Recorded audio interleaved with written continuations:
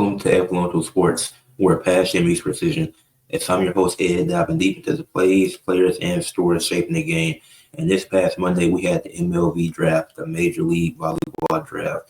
And for people wondering that found me through my volleyball content, I was covering the PVF, the Pro Volleyball Federation. And for those who don't know, the PVF and MLV were the first two professional volleyball leagues for women in the United States. Because in the past, many women will have to go overseas to play volleyball after their collegiate careers were over. And so we've always had college teams in the U.S., but never a professional league. So then there were two that were started at the same time and in direct competition with each other. I didn't know anything about MLV, the Major League Volleyball, because I kept up with PPF. That's how I found it through YouTube, and I watched it on CBS and stuff like that. So I kept up with the PVF their first 2 years in existence, as they started in 2024 with 7 teams, and the Omaha Supernovas were the inaugural champions, defeating Grand Rapids Rise. And then in 2025, they added the Indy Ignite, and the PBF competed with 8 teams that season. It was their first, and then in their first season, the Indy Ignite were able to go to the finals, which they ultimately ended up losing to the Orlando Valkyries. And then, as I mentioned, the MLV was going on in direct competition with them as well those 2 years, and they decided to merge with each other. And now that they're merged and expanded, one team was out, another team is in. But instead of the PVF, they're going by MLV, Major League Volleyball. The Vegas Thrill were removed due to an ownership conflict that wasn't able to get resolved going into the expansion. And the MLV, they brought in the Dallas Pulse to the league. So, and now that they're combined, I wish they would have kept the Pro Volleyball Federation, because MLV, it's kind of similar to MLB. So some people might get, like you search it on Google will get that confused with the B and the V might be mixed in there. So I wish they would have stuck with the Pro Volleyball Federation, because there's no other league similar to the PVF that I can think of. And so I felt like that would have been better. But now the MLV, they're in direct competition with One League Volleyball. So that's their only competition now, as it was it was 3 different leagues going on at once. And they're all combined together. So One League Volleyball, they still had their stuff going. I don't know much about them, but I know they were in competition with these two as well. So it might be fun and check out that, because it's kind of similar to like wrestling.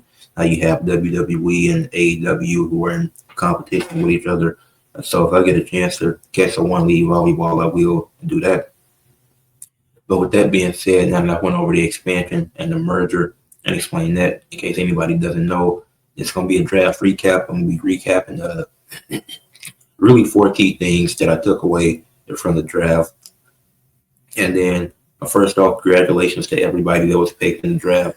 Only 32 selections. There's plenty of people who put their name in the pool to be drafted. So congratulations to everyone that did get drafted and now has the opportunity to play for Major League Volleyball and get to continue their journeys in the U.S. And anybody that went overseas, congratulations to them continuing their career in a different country. So let's get into the biggest thing. Dallas Pulse got the first pick, got the best player in the draft. You see it in the title. You see her in the thumbnail. And Mimi Colyer. Now, I do have her in the Oregon jersey in the thumbnail, because she did spend 3 seasons there.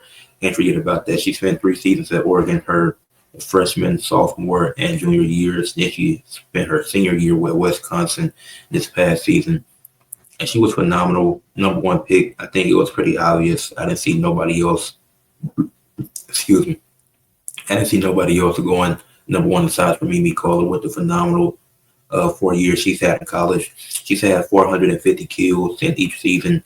She's averaged 3.7 kills per set or better each year. And this year she set a career high with 5.3 kills per set this year, which is absolutely amazing, just doing it all. And she's had 12 plus aces each year she's been in college, average a minimum of 12 aces. And she's had 3 seasons with at least 200 digs, and she's achieved over 500 points in all 4 seasons. So the statistics alone, what she's been able to do those 3 years in Oregon and this past season with Wisconsin, and still have the championship to maybe win the national championship with Wisconsin this year.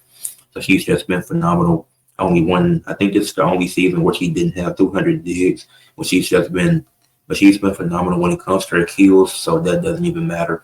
But she's still just an amazing pick, right pick to go number 1. The Dallas Colts, they get a star instantly. They get a star outside hitter with their first pick.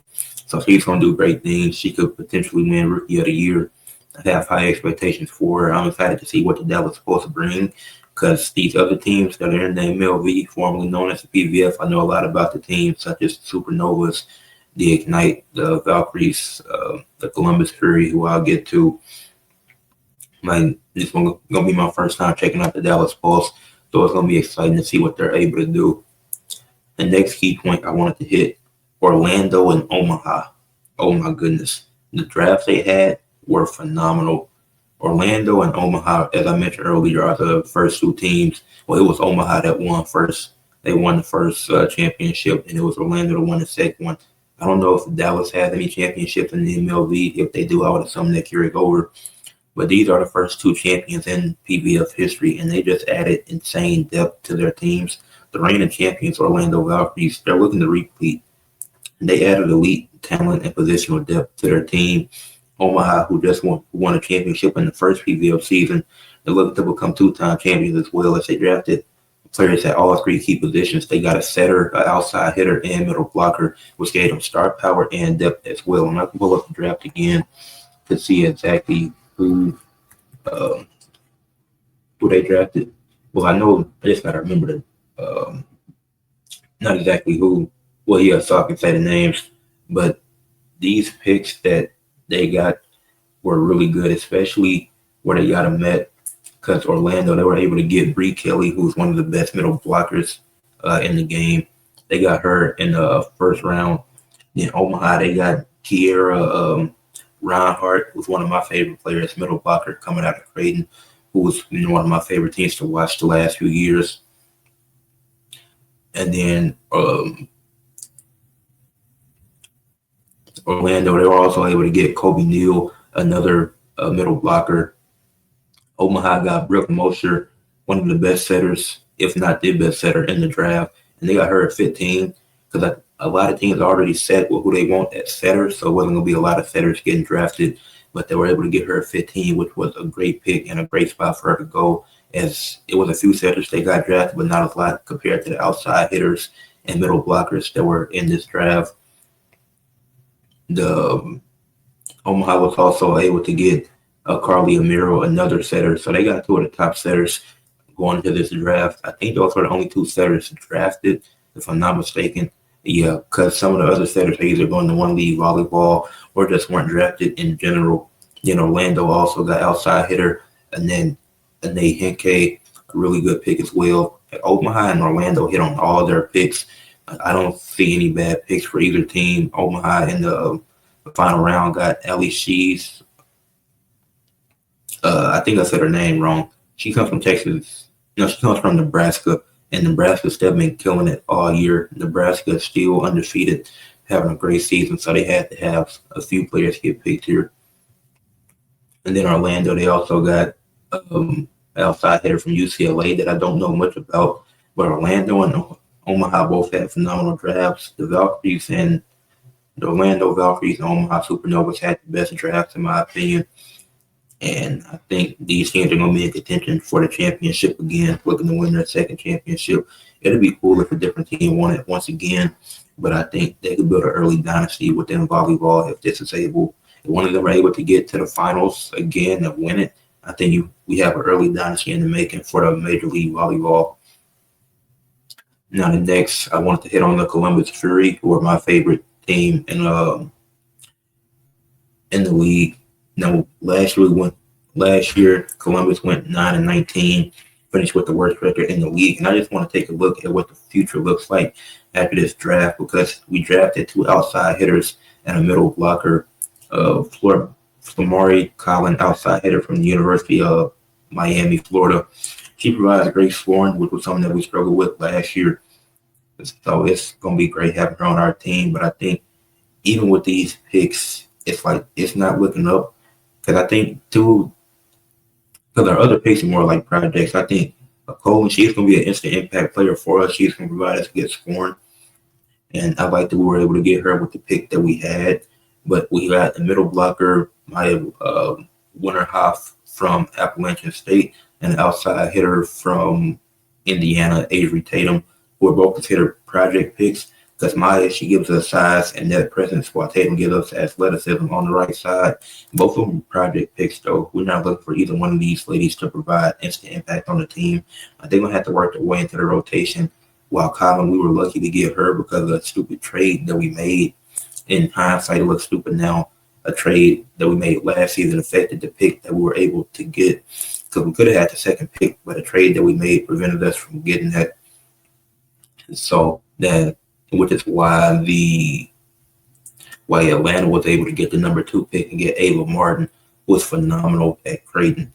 So this is due from a trade from last year. So folks probably going to be in for another bad season as we haven't made much improvements to the team through this draft. As you see, 2 title contenders in Orlando and Omaha. They made amazing moves to get some talent. Atlanta, they got a great pick in Ava Martin, one of my favorite players from Creighton as well.